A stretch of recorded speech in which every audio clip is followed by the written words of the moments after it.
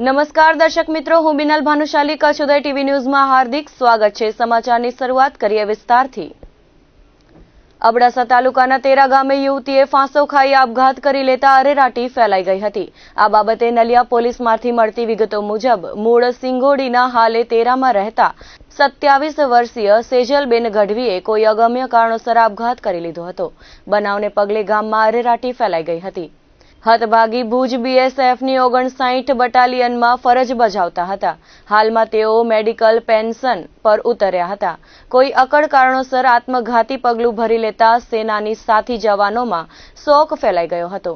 Bhachau Samakhiyali highway road પર આવેલી કંપનીમાં છાડવારા ખાતે રહેતા 54 વર્ષીય જીવાર મંડલે કોઈ અગમ્ય કારણોસર આપઘાત કરી લીધો હતો, જે બાબતે ભચાઉ પોલીસે અકસ્માત મોતનો ગુનો નોંધી તપાસ હાથ ધરી છે।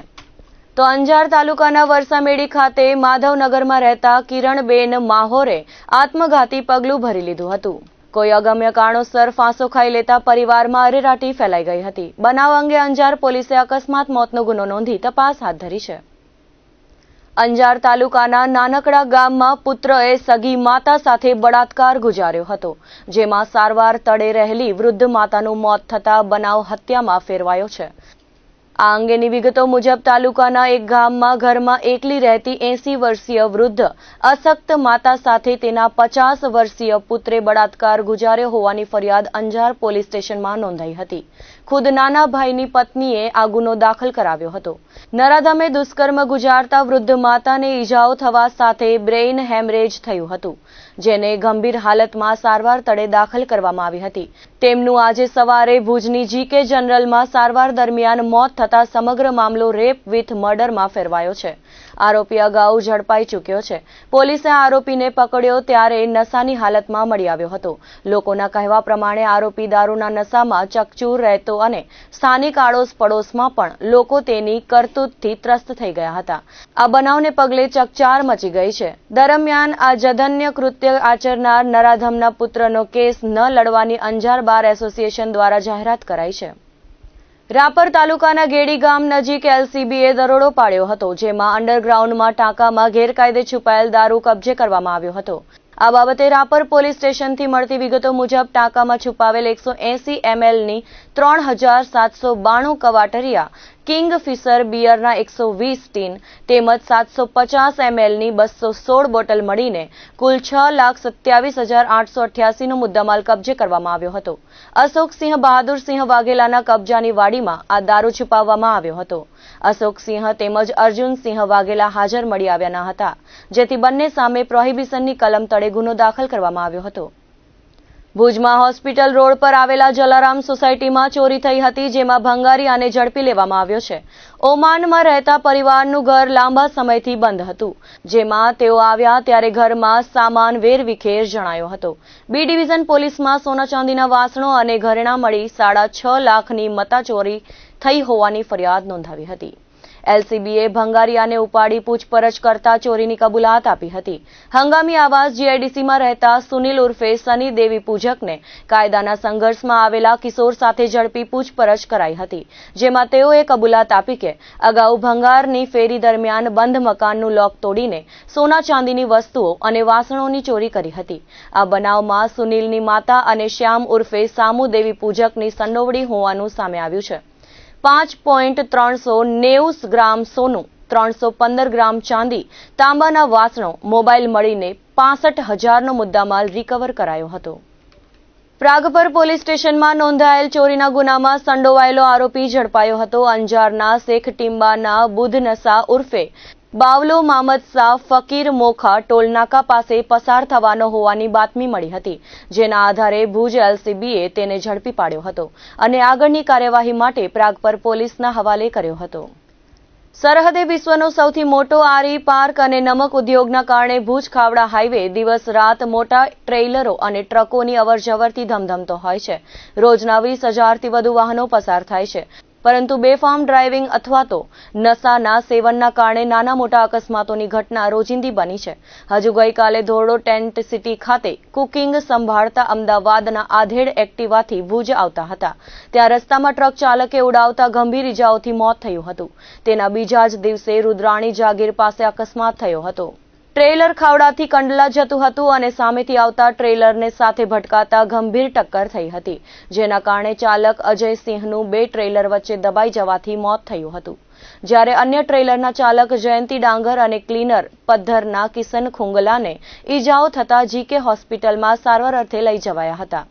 અકસ્માત એટલો ગંભીર હતો કે બંને ટ્રેલરોની કેબિનનો બુકડો બોલી ગયો હતો. લોકો પણ ઘટના સ્થળે પહોંચી આવ્યા હતા અને સ્થાનિકો ઉમેરે છે કે અગાઉ સ્થાનિકોએ એવી એલઈડી લાઇટ બાબતે તોડફોડ કરી હતી, જે બાબતે થોડો સમય ચેકિંગના નાટક કરાયા હતા, પરંતુ હાલમાં ફરી જૈસે તે વૈસે સ્થિતિ સર્જાઈ છે. ના છૂટકે લોકોને કાયદો હાથમાં લેવાની ફરજ પડશે. લિગ્નાઇટ કોલસો ભરીને નીકળેલી ટ્રકમાં આગ લાગી હતી, જો કે વધુ પ્રસરે તે પહેલા આગને બુઝાવવામાં આવી હતી. આ અંગે જાણવા મળતી વિગતો મુજબ ભુજ તરફ કોલસો ભરીને આવી રહેલી ટ્રકમાં આગ લાગી હતી, જે અંગે ટ્રક માલિક અમૃતલાલ ગરવાએ ફાયર વિભાગને જાણ કરી હતી. તેથી ફાયર વિભાગની ટીમ તાત્કાલિક ઘટના સ્થળે પહોંચી હતી અને તાત્કાલિક પાણીનો મારો ચલાવતા ટ્રકમાં લાગેલી આગ પર કાબુ મેળવ્યો હતો. ગ્રામ પંચાયતોની ચૂંટણી આગામી મે માસના પ્રથમ કે એપ્રિલ માસના છેલ્લા વીકમાં આવે તેવી શક્યતા છે. રાજ્ય ચૂંટણી પંચ દ્વારા ગ્રામ પંચાયતની સામાન્ય પેટા વિભાજનવાળી મધ્ય સત્રની ચૂંટણીઓ યોજાવાની હોવાથી તેની કામગીરીની તૈયારીઓનો આદેશ કરવામાં આવ્યો છે. વધુમાં ગ્રામ પંચાયતોમાં આ બાબતો લાગુ પડતી હોય તો ગત 1 એપ્રિલ 2022 થી 30 જૂન 2025 સુધીમાં મુદત પૂર્ણ થતી હોય તેવી ગ્રામ પંચાયતોને આવરી લેવાની રહેશે. સ્થાનિક સ્વરાજ્યની ચૂંટણીઓ તાજેતરમાં પૂર્ણ થઈ છે, ત્યારે હવે ગ્રામ પંચાયતોની ચૂંટણીઓનું આયોજન રાજ્યના ચૂંટણી પંચ દ્વારા કરવામાં આવી રહ્યું છે. ગ્રામ પંચાયતોની ચૂંટણીને લઈને રાજ્ય ચૂંટણી પંચ દ્વારા તમામ જિલ્લા વિકાસ અધિકારીઓની ચૂંટણી સંબંધી તૈયારીઓની કામગીરી કરવાનો આદેશ આપવામાં આવ્યો છે.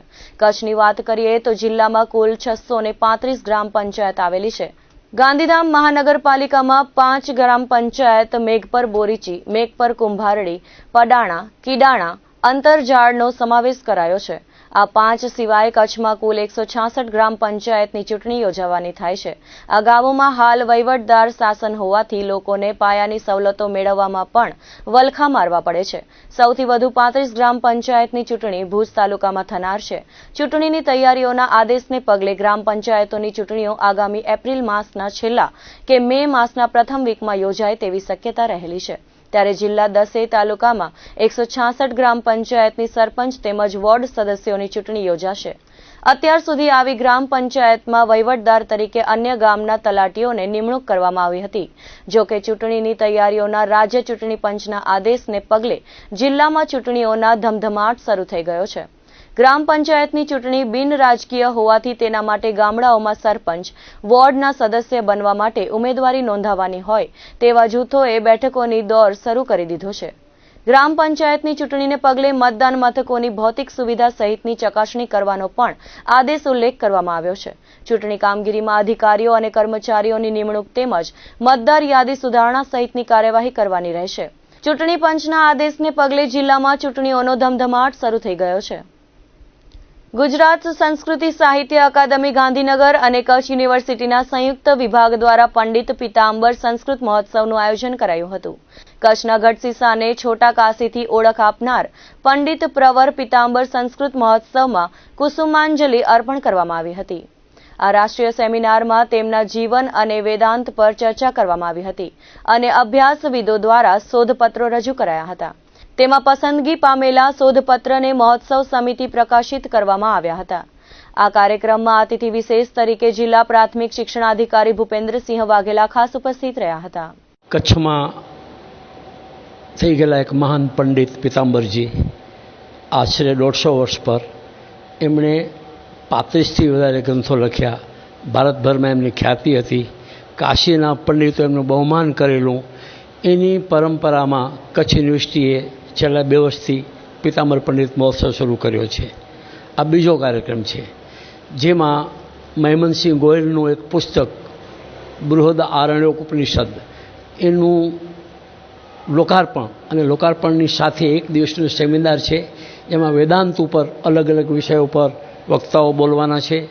અને ખાસ મહત્ત્વની વાત એ છે કે આજે વેદાંતથી ઉપનિષદોથી લોકો દૂર જઈ રહ્યા છે, ત્યારે આપણું જે મૂળ ધન છે, વૈચારિક સંપત્તિ છે, એની પાસે યુવાનો અને જાગૃત લોકો પહોંચે અને ઉપનિષદોને સમજે અને જાણે એનો ઉદ્દેશ છે. સાથે સાથે પંડિત પીતાંબરજીને આ એક બહુ જ મોટી શ્રદ્ધાંજલિ છે. આ કાર્યક્રમના આયોજનને માટે કચ્છ યુનિવર્સિટી, એના સંસ્કૃત વિભાગ, એના અધ્યક્ષ અને સૌ મિત્રોને હું ખૂબ ખૂબ અભિનંદન આપું છું.